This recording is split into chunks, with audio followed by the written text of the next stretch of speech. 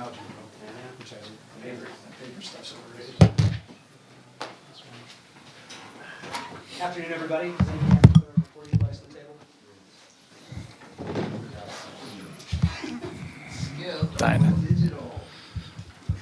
A couple of housekeeping notes that you should have seen yesterday in the practice schedule. We will be practicing tomorrow and Wednesday right over here on the Anderson Hall practice field. So our post-practice availability will be around 10:20, 10:30 in the Walsh Ryan Arena lobby. So if you have a request for that, especially tomorrow, please get them to us by 3 p.m. We do start, as I know most of the room knows, we start classes tomorrow. So all of a sudden we're going to start getting into some academic conflicts with student-athlete availability. So Kyle and I ask that you please communicate to us in advance so we can potentially let you down easy in advance that a guy won't be around. If you show up on Tuesday, you want somebody post-practice, he's got to run off to class, I'm not going to feel so bad about it. So we will start with a brief opening statement from the head coach and then open it up for questions. Please get Ray's attention on the right, Carson's attention on the left to get the microphone to ask a question.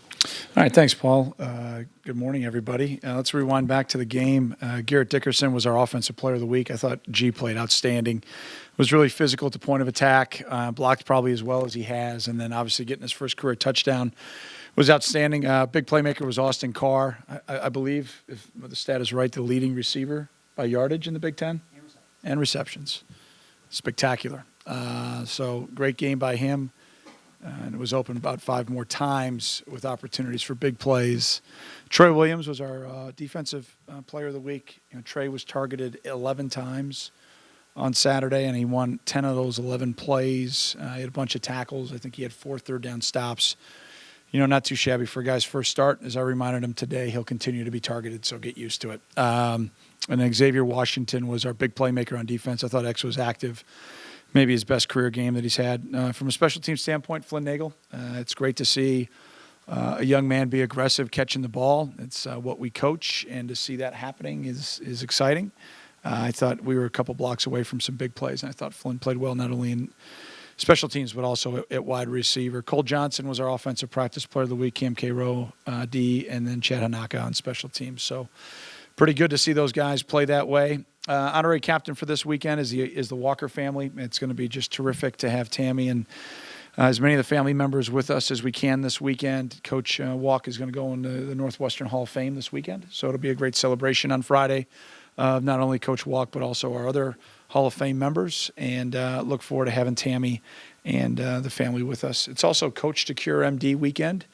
It's a choice that we make as coaches. I believe both staffs will be wearing the patches. It's an American Football Coaches Association initiative.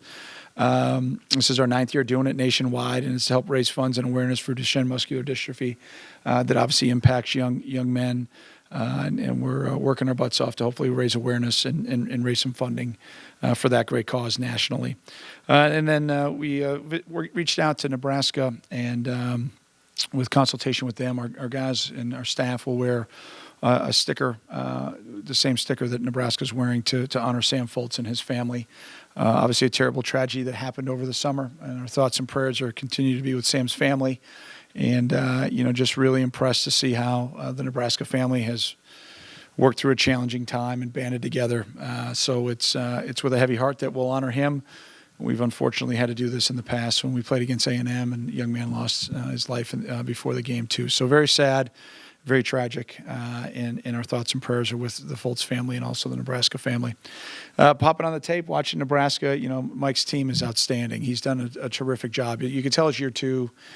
All 3 of his coordinators are back. The guys, when you watched them early last year, you could tell they were just in the first year. You had some errors. You don't see that now. They're playing very consistent. And Mike's a pro's pro. He's American Football Coaches Association trustee. We get the privilege and the honor, he and I, to represent the Big Ten.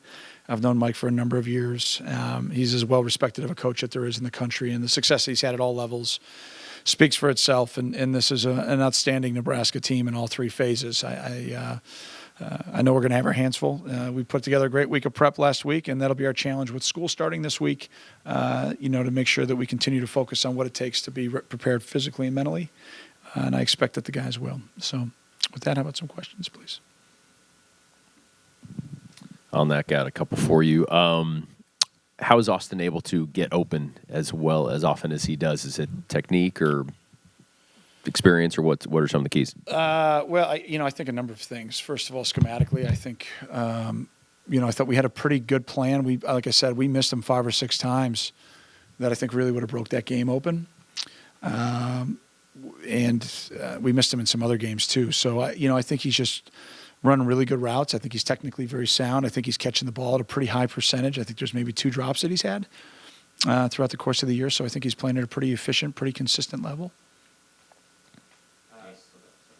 Great. And the offensive line, how did you evaluate that? And do you have any guys on that line who are standouts yet, guys who have really impressed you? That's a really good trick question. Yeah, well, we're at night, but not last night. I think that, we're a work in progress. I mean, that's the best way for me to describe it. I think we've been consistently inconsistent up there. I thought we had a solid week last week. We influxed some competition into practice, and the same starters went out there. So I think that can answer your question. And I expect those 2s to continue to push our starters, because if our starters aren't playing enough, I reserve the right to play the best 11 players on every single play. But you've got to earn that. And when you don't earn it, you don't get the opportunity. And so Save 5 went out there. I thought I saw at times improvement. But, I mean, they the second half especially, I mean, they were bringing max blitz. I mean, we had to throw the ball. And, again, if we make some of those shots that we got guys open, it's a different outcome to the game. So that's just continuing to be the progression of our offense.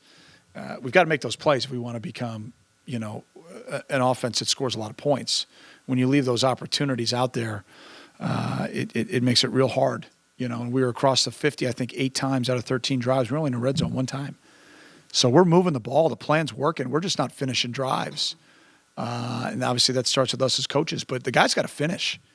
Like I told him today, I'm getting tired of watching us not finish drives. I mean, it's like a broken frickin' record.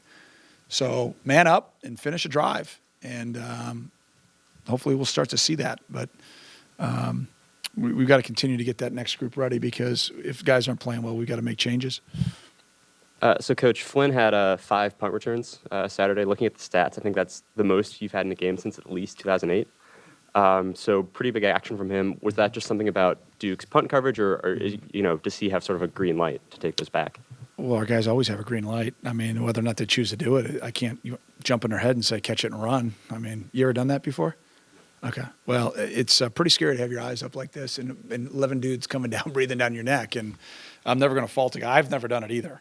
But we tell the guys to be aggressive. We tell them to err on the side of being aggressive, catching them. And, it's funny. I've been asked numerous times, you coach guys not to catch punts. Absolutely not. Okay. And probably all those people that asked that question have never done it. All right. So we can bring you out tomorrow.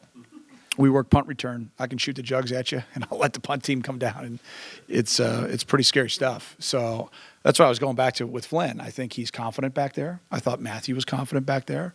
I thought Miles did a good job last year. A couple of years ago, we had a dude back there named Venrick, and we were the number 1 punt return team in the country. So typically your return game is based on 10 unselfish guys and a dude. And if you got the dude, the 10 unselfish guys can stink, because the dude will make everybody miss. That was Venrick. So trying to continue to find dudes, that would be great. But I think Flynn's got a chance to be one of those guys. He was pretty fearless on Saturday. It's pretty cool.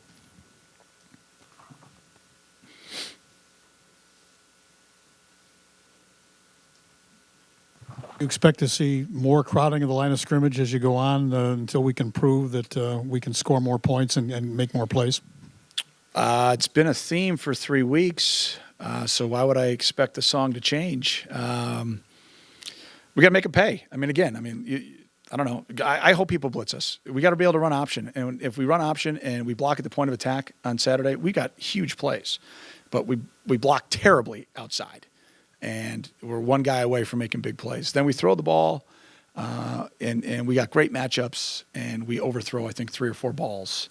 We target in a red zone. We should have never thrown the ball. Route was run wrong. We should never throw that ball to the weak side. So, we got a lot of work to do. I mean, that's at times painfully obvious. But those guys are working at it, and I've got trust and belief in them. And but they've got to just continue to improve in practice so they can perform in the game. Pat, how does your prep change this week facing a quarterback as experienced as Armstrong versus sophomore 2 weeks ago and a redshirt freshman this week? Well, I'm not sure if it's as much the age and experience, Dave. I mean, I think that, the quarterback play that we've seen in the first 3 weeks has been pretty good from our opponent. Tommy Armstrong's an all Big Ten, All-American level player. I mean, he's a true dual threat guy. He's won a ton of football games. He's made so many plays. I mean, he took that game over on Saturday against Oregon. It was really impressive. They're running the stick concept to the field and draw, and he read it perfectly. Backers are running out of the box. He ran draw to the weak side, and that was a difference in the game beyond a lot of the big plays that he made throwing it. And I'm ecstatic. This is the last time I see him. I mean, we've been in some just challenging games. He's played so well against us. And, he's just a true competitor. He's really impressive to watch on tape. Our defense is going to have their hands full because he's got a really, really, really impressive supporting cast. They're rolling 3 running backs through, multiple tight ends, real physical offensive line. The receivers, it's a veteran group of wideouts, and then they've got some young guys that are really jumping off on tape. So they're explosive. There's no doubt about that offensively. The difference between year 1 and year 2 for Nebraska, what are some of the specific things that you see that are different from last year? Yeah, I think they're playing fast. They played with tempo a year ago, but I mean, you see them cutting it loose. They know what they're doing as far as a player standpoint. And, whenever there's a coaching change, a byproduct of that is learning the idiosyncrasies of the coaches, what they like, what they don't like, what's expected, what's tolerated, what's not. And that's a process. And that process usually takes a full calendar year. Oh, and then you got to go play football, right? And you got to go to school. So, they lost a ton of close games last year. And they persevered and had a great finish to the season. And I think that you see that momentum carry over, into the early start of this year. They've put big points up on everybody. They've been explosive offensively. I think it was 5 interceptions against Wyoming that caused. That game was close, for a while. And then their defense just took over. So Nebraska's defense took over. So it's a complete team. There's no question about that. Godwin, how do you see him leading the young guys back there, and what kind of effect is he having on them? Well, I think first of all, he's leading them off the field. I think with his work ethic in the classroom and studying and getting mentally prepared. I think on the field, our communication was much better on Saturday, and a big part of that is on him. And I thought that was improved. And I just think it's great having a veteran.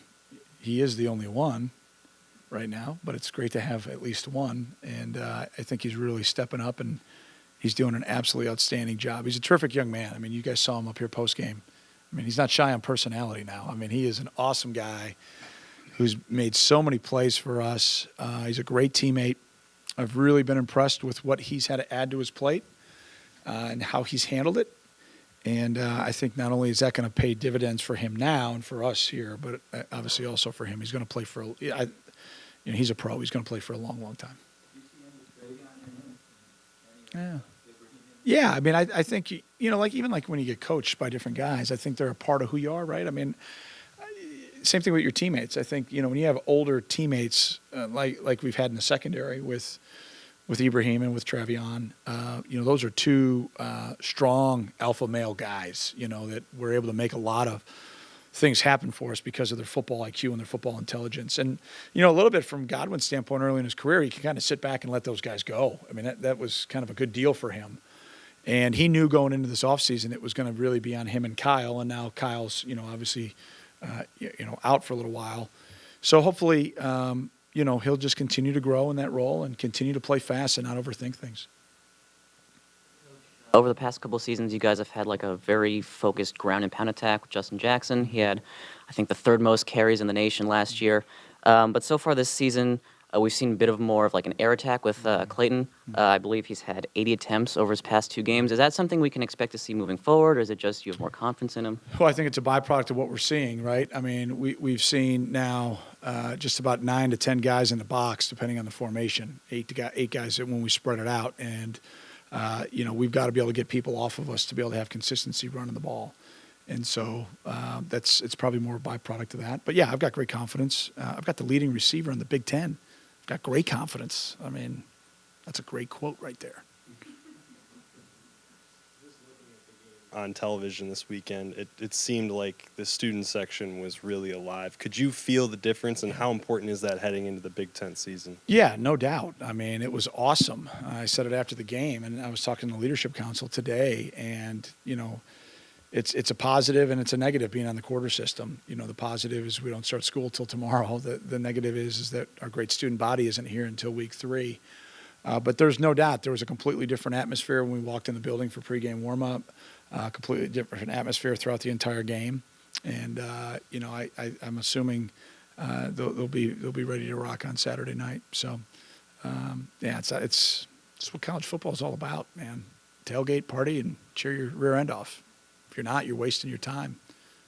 Look forward to the day when I get a chance to do that. I'd like to wait about 30 years, though, but that stuff looks cool. Pull up, everybody's getting after it.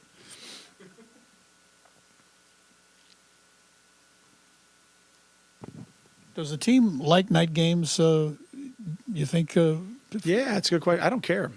That's the cool thing about playing Big Ten football. You're going to play, now the initiative to play more league games.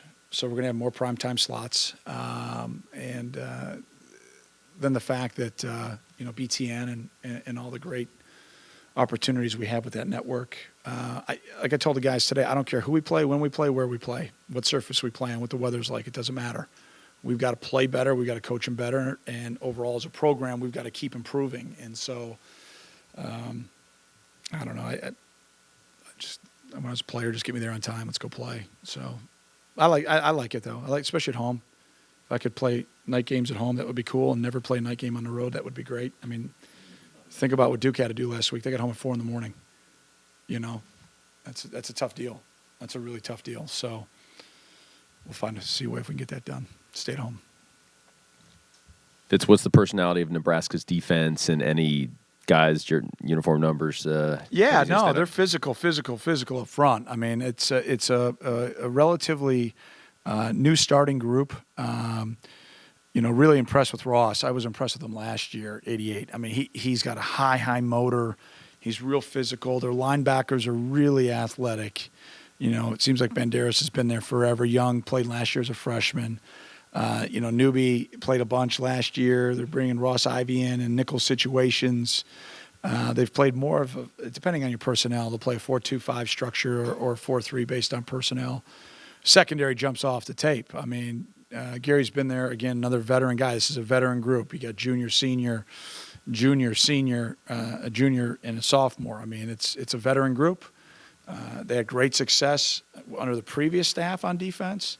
And now in year 2, with change in scheme, you can just see them playing real fast. So, they played a really good Oregon football team on Saturday, and they played really well. I mean, their defense won them the game, I thought. I thought they played really well down the stretch. It was impressive. Coach, after the Illinois State game, you said that you guys kind of looked like a bunch of guys trying not to make mistakes. Mm-hmm. Did the team take that to heart, and did you see the difference watching the tape? Some guys, yeah. Yeah, not enough, but some. Yeah, I mean, I think it was pretty demonstrative today. I think we're far from where we need to be. I think it's a byproduct of guys preparing the right way. And I'll be a broken record. I'll say that until I retire. I mean, you have to prepare. And part of that is mental. Big part of that's mental. How you're talking to yourself, how you're preparing and visualizing, the amount of time you spend really truly studying what we're doing, what your opponent's going to do, his strengths, the areas that they try to attack you. And then how you talk to yourself in game. And I think a lot of guys that have confidence have belief and trust in themselves, and they just go do what we coach them to do. Guys that don't show inconsistency. And right now, I just don't think we have enough guys that trust themselves. I don't think we have enough guys that just cut it loose. I think they get in their own head. I have the old woo-sa. I've done more of that this year than I have in my career here. I mean, we got a couple guys that are way too sensitive. You miss a block. Who cares? Learn from it. Go block them the next play. You miss a tackle. Who cares? Keep playing. Good things are going to happen. And, I think if I had a little bit more depth in some of the areas, I'd make some more changes just to get guys, if not anything else, to step back for a second, exhale, relax, and then go back in and play some more. And sometimes when you've got experience, you can handle that. Some guys just right now, they've just got to settle down and play. And so that's on us as coaches. We got to get them to do that. What do you think the problem is with the option play? Do you want Clayton to not pitch it sometimes? Option? Yeah, to the outside. Yeah, Yeah. this thing called blocking. It's a crazy, crazy concept. I mean, we miss at the tight end position. We miss at the receiver position. We miss at the receiver position. Then we run one. Remember the one JJ got blown up? Yeah, we had a receiver go black and block the backside linebacker. That was awesome. That was great to see on tape. That's exactly what we teach. You know, I want you to not block your guy and go over there and go block Paul over there. So we are a work in progress. We are a work in progress, no doubt about it. So I don't think it has anything to do with Clayton. Yeah. But I don't know. Write about it, analyze it. Go ahead. Mike Riley has a reputation of being like the nicest guy in coaching. Yeah. Is he somebody who other coaches root for, and does he prove that you can be nice and successful? You're on fire today. Well, first of all, like I said, I've known Coach for a while, and I've sat in trustee meetings with our AFCA board when Coach was at Oregon State representing the Pac. And to hear his compass, you know, and his opinion on matters that pertain to student athletes and matters that pertain to our game, to say that he is a leader in our game would be an understatement. I mean, he totally gets it. He understands what this is all about developing young people to be the best they can be through the game. You know, we all make mistakes. We all learn. We all grow. You know, that's part of life. It's part of coaching. It's part of being a father. That's a spouse. I mean, that's all part of it. And Coach has been through a lot, you know, and the one thing that's been impressive to me is he's never made excuses. I've never seen him do anything other than just kind of roll his sleeves up and say, we got to be better and here's how we're going to do it. And, you know, to me, that's really inspiring to see the type of career that he has had, the success that he has had, the impact that he's had on student athletes is absolutely spectacular. And yeah, you're right. He's just genuine. I think that's maybe that nice moniker. He's genuine. I mean, what you see is what you get. So yeah, I believe you can be successful when you're genuine. I think the guys that are P.T. Barnum, I think the guys that are full of it, I think eventually that wears off on the players. I think those and again, everybody does their deal the way they want to do it. And I try to be as genuine as I can. I try to emulate guys like Mike Riley. I think I try to be what you see is what you get, not only with you, but also with everybody that I come in contact with. There's no hidden agenda. You know, if I'm good enough, then great. If I'm not, then I'll try to get better. And that's the same way that I played. It's the way I was raised. And to see the way that Mike is, I mean, as a guy I still feel like I'm a young head coach. You know, he's the model. He's what you want to become. And again, perfect? No, I think that's an unrealistic expectation. But he's a terrific man. I've learned a ton from him, and very impressed with watching his squads on tape throughout the years, and especially this year's Nebraska team. Thanks, Coach. All right, have a great day, guys. Thanks. Go Cats. So for Flynn, a few minutes ago, Pat Fitzgerald just called you fearless when it comes to punt returns. You returned 5 on Saturday. That's the most in a game that this program has seen in a long time. Are we going to see more of that from you this season, and what's your approach in the punt return game? I mean, I hope so. I think coaching it, they've done a good job of emphasizing being aggressive with it, so that's what I've been trying to do. I mean, I keep my eyes down, up, looking at the ball as well. So I think this week, we just had a lot of guys doing a good job of blocking their guys, so it gave me a little bit of time back there. So, I mean, as long as everybody keeps doing their job, I'm going to try to keep being aggressive.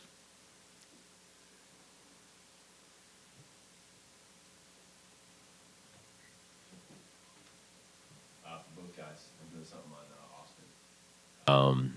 What's one thing about him that impresses you? And if it has nothing to do with football, that's fine. Either way. I think just probably his capacity as a leader. You know, he's a guy that's, you know, came on the team as a walk-on and then kind of earned everybody's respect from there. You know, when I got here, he was kind of just starting to take on a little more of a leadership role. So it was really, really cool for me to see him kind of blossom into the leader he is for us now. And then, you know, both, I mean, leads by example, and he's, you know, he can be a vocal guy when we need him to. So I think that's probably just the thing about him that impresses me the most. Are you guys aware that he has been an actor in his life? He was in Beauty and the Beast. Yeah, we heard about that. And how do you get on him for it? What do you tell We don't tease him too much. No, he's a pretty good guy, so we take it easy on him. Yeah, I think AC. One thing that kind of sticks out to me about him, and even coming in as a freshman, I noticed just who he is as a person. He's probably one of the just overall best people I've ever met, and I just love being around him because he's the most humble guy. You wouldn't even know he played football if you met him. I mean, he's just one of those guys that he doesn't want to talk about himself ever. He's always about the team, and he's just one of the hardest working guys I've ever met. So I think just who he is as a person really stood out to me and stands out to me still. Making the last couple of games, you guys have thrown about 40 times. Both of you guys have had a bunch of catches. What do you sense a kind of a change in terms of distributing the ball to a lot of different guys, especially the last 2 weeks? Yeah, I think I definitely do. And I think a lot of that started in the off season. We did a lot of work, kind of building trust, building that relationship between our room, all the wide receivers, and with Clayton and the other quarterbacks. Whether it be just putting in a little extra time, Clayton would text us, say, hey, I'm going to go throw some balls. We'd get a few guys up there catching with them, or just, coming, sitting down, talking to them so we're all on the same page. But yeah, I mean, this year I think it's we got a lot more trust between us and him. And I think we're really starting to see it on the field.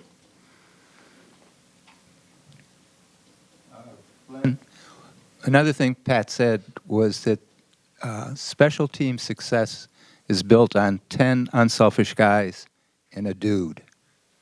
How would you define a dude, and are you one? How would I define a dude? I'm not exactly sure. I mean, I guess if I'm back there, I think I am a dude because that's what he wants. So I think I just try to do what the coaches tell me to and do my job and kind of trust that everybody else, those 10 unselfish guys, are doing their job. So. You said Venrick was He did. Yeah, he was. Venrick was a dude. You be at that level?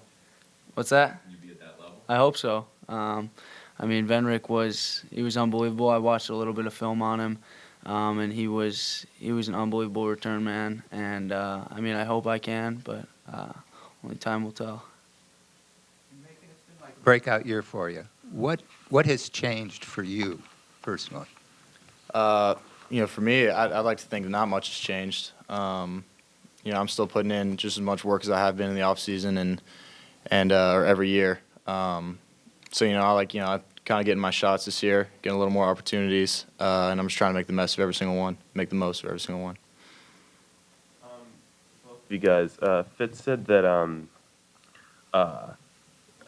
the Nebraska defensive secondary, what do you say, jumps off the tape.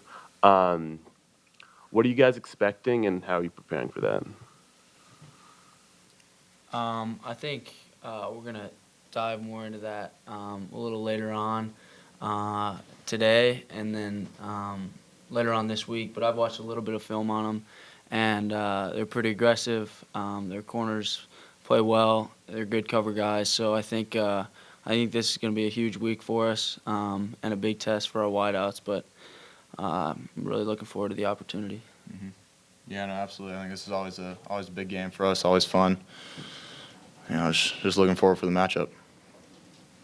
The atmosphere on Saturday seemed a lot more lively with the students there. How much did you guys feed off that, and how important is that going forward for you?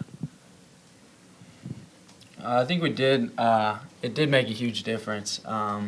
Just always having that 12th man and having that crowd getting into the game is huge. So, I mean, I think for me, it really made a difference because just hearing them and hearing them when the defense is out there, hearing them when even our offense is out there making big plays is huge, and it keeps the momentum going.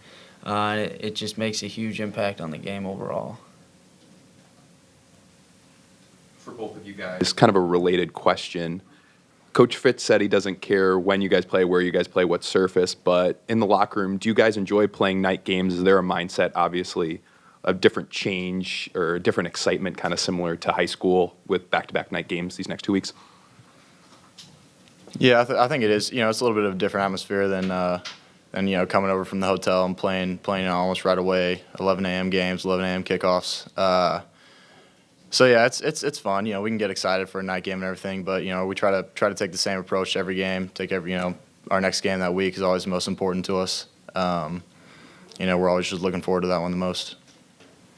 Yeah, I think you kind of touched on it a little bit with the question. It does kind of feel like high school a little bit, because you're always used to the whole day. You got the whole day ahead of you, and then the game's at night, so you got the whole day to think about the game and everything. Opposed to playing in the morning, it's wake up and you're playing in a few hours. So I think it did feel like high school for me a little bit, but I really liked it. I like night games. It's fun. It's fun being under the lights. So.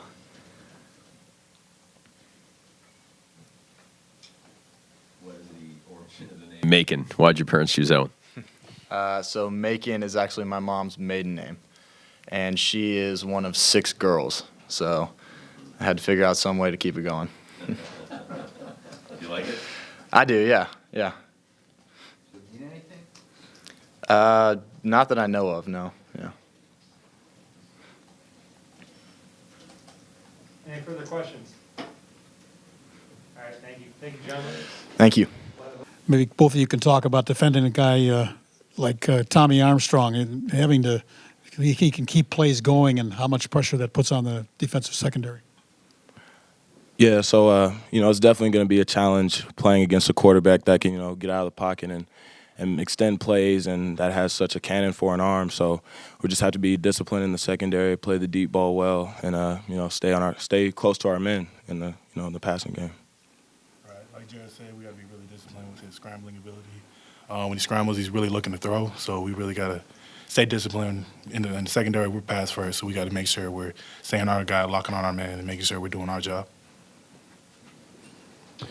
Trey, Coach Fitz said you were challenged 11 times this weekend and you won 10 of them. Does it wear on you, or how do you prepare knowing that you're going to be challenged that many times going on in the weeks to come?